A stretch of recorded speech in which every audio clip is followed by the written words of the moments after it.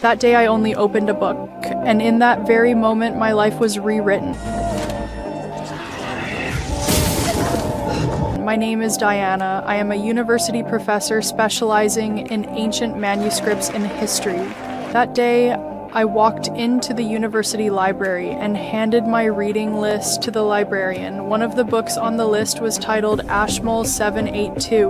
The librarian couldn't find it in the system. She turned away to look for other books instead. But when she came back a few minutes later, the book that didn't exist was now quietly sitting on the shelf. She looked surprised but didn't think too much of it. When I finally held the book in my hands, its cover was thick with dust, as if it hadn't been touched for thousands of years. The moment I opened it, a cold gust of air rushed toward me. Confused, I turned to the first page. There was no text, only a strange alchemical diagram, and 3 pages that were missing for unknown reasons. I decided to use the computer to look up related information, but suddenly, the library lights began to flicker violently. Then the entire space fell into darkness. I panicked and looked around, yet no one else seemed to notice anything unusual. I should have closed the book immediately, but I didn't. I hesitated for 1 second and still turned to the second page. That page changed everything.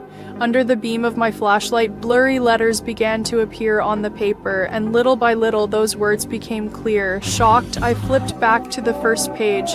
The page that had once been blank now showed words that seemed to move as if under a spell. The next second, they flowed off the paper, along my fingers, and into my body. I completely panicked. Instinctively, I pressed my hand against the page as if that could stop it. Then I noticed the strange mark burned into my palm. Terrified, I slammed the book shut. At that exact moment, the library lights returned to normal. Everything seemed as though nothing had happened, but nearby vampires had fallen into panic. Is it happening to you? Yes. Our blood.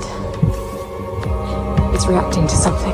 I hurriedly returned the book. The librarian shelved it as usual, yet strangely, it mysteriously disappeared again. As I rushed out of the building, I accidentally collided with a man. In that instant, memories flooded my mind. He was my father, the man who had died many years ago. When I turned around to look for him again, there was no one there. At the same time, across the street, a man was quietly watching me, but I was still too shaken to notice him. All I wanted was to leave the library as quickly as possible. A few days later, I returned to the Bodleian Library to pick up another book, and once again, I saw that same man. Confused, I walked downstairs, wanting to retrieve the book, but he didn't give it to me right away. Instead, he asked about the wound on my hand. You're a vampire. He didn't explain anything. He only handed me a business